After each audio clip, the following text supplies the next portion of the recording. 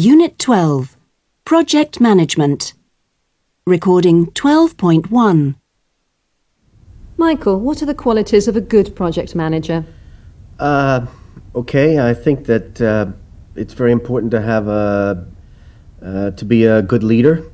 You need to have very good interpersonal skills to be very good at communicating, motivating people, coordinating all their efforts, empowering people so that they are aware of what they are supposed to be doing and they're motivated.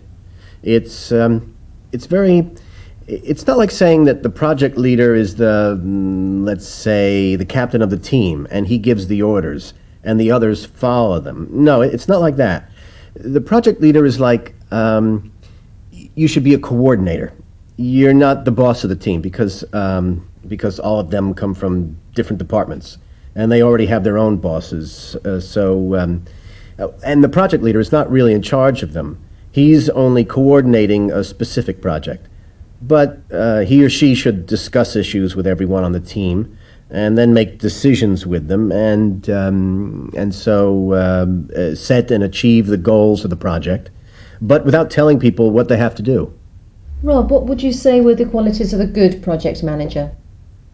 Really, to be a good project manager, you need to be able to delegate actions and issues to different people.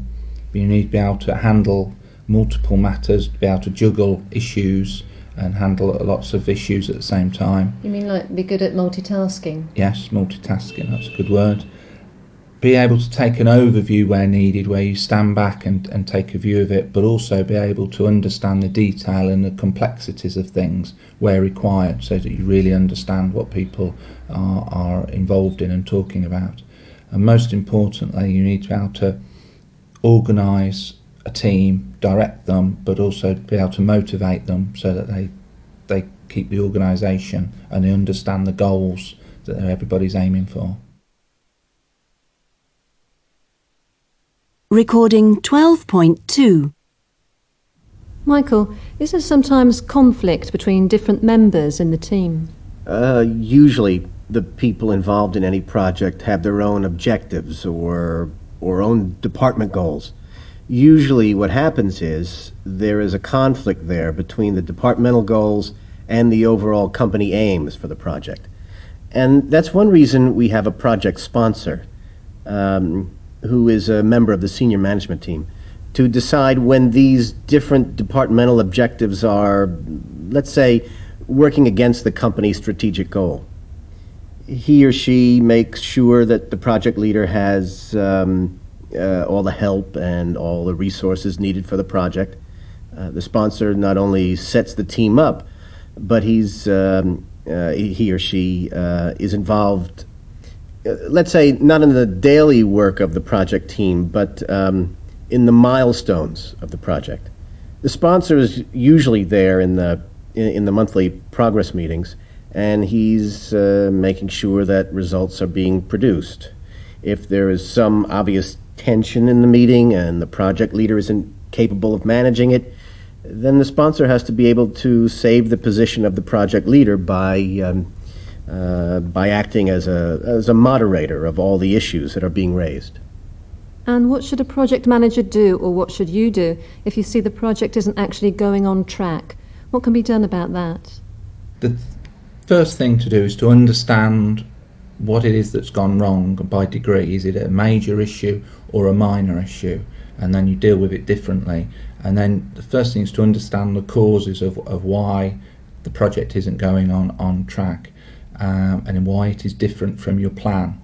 And then obviously you look to modify the plan to get back the time.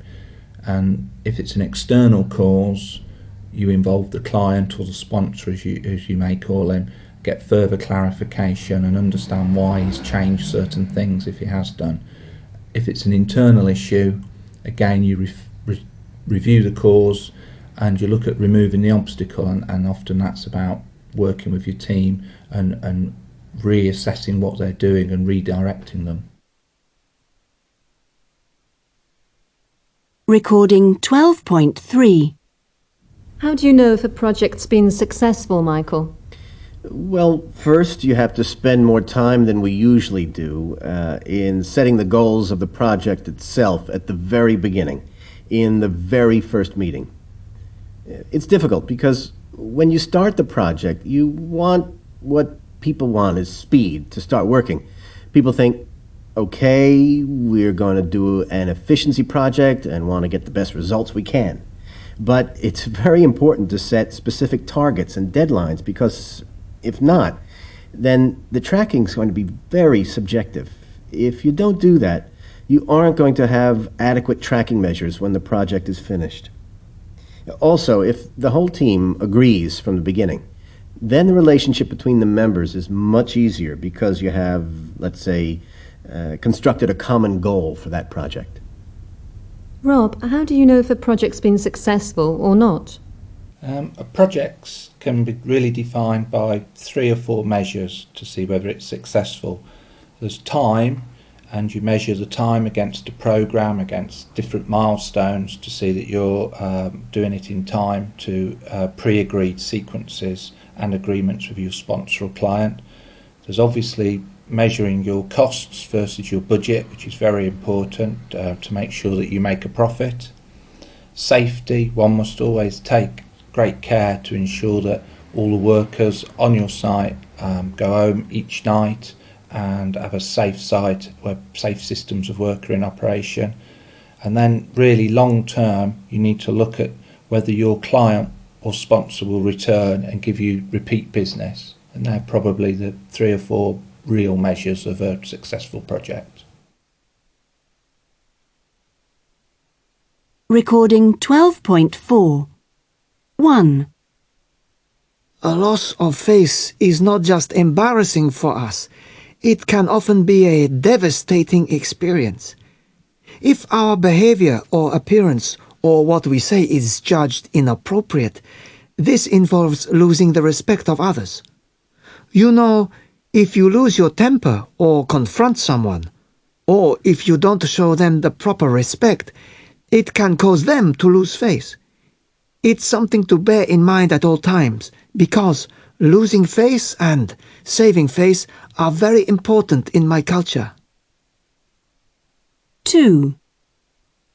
We tend to be upfront, in your face, and I know other cultures like to say, we like to argue, but we call it having a frank discussion. We like to lay out our ideas on the table. No idea is bad or wrong. You can disagree with them, but at the end of the day, nothing is taken personally. It's just business, and you walk out of the room and I disagree with you, but let's go have a drink. 3. Things are changing and changing very fast here. So talking about business culture isn't easy. But some things are still the same. We don't have what you call in the West good manners. And you don't see people smiling often. Our manners aren't bad. They're just uniquely ours.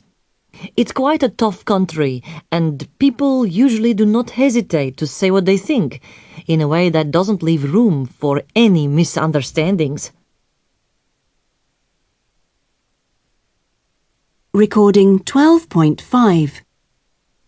1. I know we weren't due to discuss this today, but I think it's important to bring the issue up.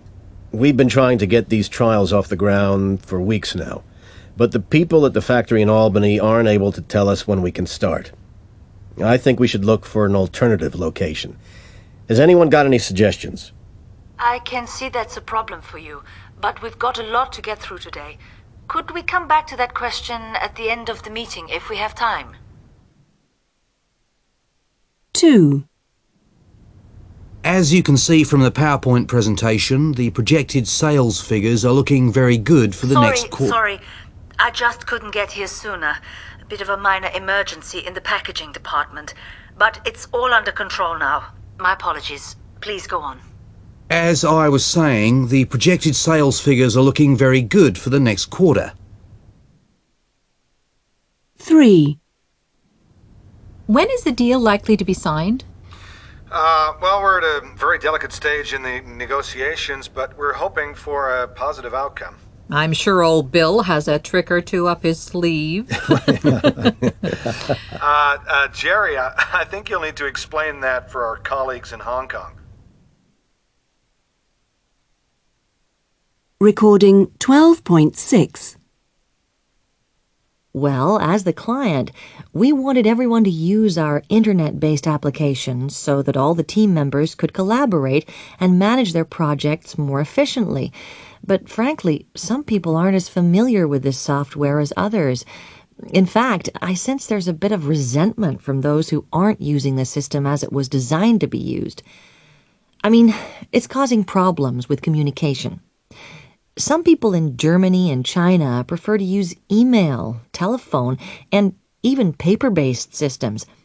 It makes it difficult to keep track of who's doing what. And it's frustrating because work gets duplicated or missed, and that's causing more delays. But I'd say that our biggest obstacle isn't the technology. It's the way we work together. I think the team should be more task-driven and deadline-oriented. But our contractors and consultants in China and Germany seem to be much more focused on maintaining a very high quality, which causes more delays. I think defining good enough is essential. Recording 12.7. Working with a virtual team, if you like, that isn't located in the same place, means there's obviously no face-to-face communication, and it makes it just more difficult to exchange information and solve problems. If we'd had more face-to-face meetings early on, then we could have established better ground rules and built some trust, you know. As it is, there's no real sense of working towards a common goal. This team really suffers from poor communication. More telecom meetings would be a start, so we can have regular progress and status reports. And another thing, there really hasn't been enough time allocated for quality design and revisions to the plans. Now they're blaming us because the revised plans were delayed.